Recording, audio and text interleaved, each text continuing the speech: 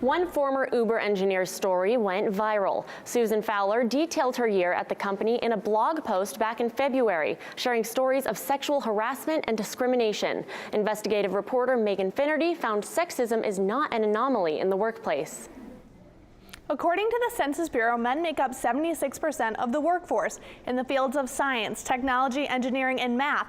Many women in the field say they feel left out by the, quote, old boys club, and accidental discrimination is still discrimination.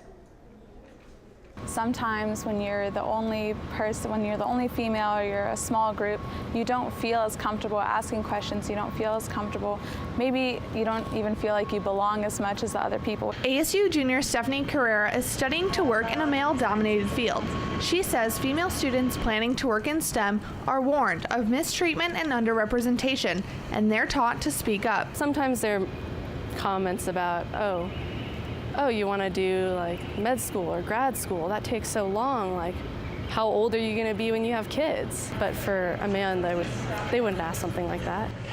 One of the first things that I look at when I receive a complaint or a lawsuit involving gender-based discrimination is to look at the ratio, the number of employees, men versus women, that are employed by the company. And not just at the level that the employee is complaining about, but all throughout, from bottom to top level.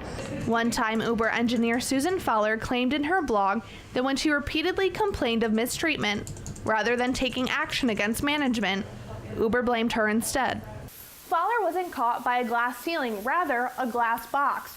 She says she was mistreated and restricted for being a woman working at Uber. Uber's data shows 84.6% of their tech workers are men, and women fill up the gap just at 15.4%.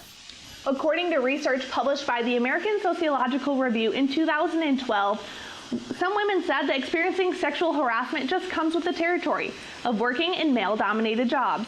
In February, Uber CEO responded via Twitter, insisting the company doesn't stand for mistreatment and would further investigate Fowler's claims. You see in companies that have meaningful diversity at all ranks of the company's operations, usually have less claims of discrimination based on gender, less claims of harassment based on gender. Robin Baskin-McNulty works in STEM, but after being harassed, she says her career choices have been strategic. So it's really impacted the choices that I've made in my career as a result, because I'm not going to go into a job in which I have to be a trailblazer.